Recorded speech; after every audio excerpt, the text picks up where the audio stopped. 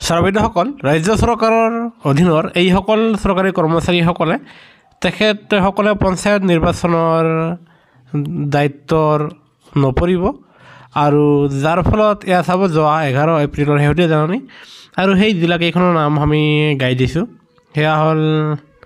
district commissioner Dhubri, South Salmara, Mankachar, Goalpara, Bongaigaon, Barpeta, Nalbari, Kamrup rural, Darrang, Sonitpur, Dhemaji, Lakhimpur, Dibrugarh, Tinsukia, Sivasagar, Charaideo, Jorhat, Majuli, Golaghat, Nagaon, Morigaon, Cachar, Hailakandi, Sribhumi, Kamrup metro, Bajali, Biswanath আৰু হোজাই জিলাৰ অধীনৰ যি BLOসকল আছে সেই BLOসকলক তেখেতসকলক পঞ্চায়ত নিৰ্বাচনৰ কাৰণে পুলিং এজেণ্ট হিচাপে তেওঁলোকক দিয়া নহ'ব আৰু এই BLOসকলক এই পুলিং এজেণ্ট হিচাপে দায়িত্ব দিয়া নহ'ব যদিও সেইদিনাখন তেখেতসকলে পুলিং চেণ্টাৰত বহুকেই ধৰণৰ দায়িত্ব সম্পাদন কৰিব লাগিব আৰু ইতিমধ্যে সেই জাননী প্ৰকাশ পাব আৰু সদ্যহতে BLOসকলক আপোনাৰ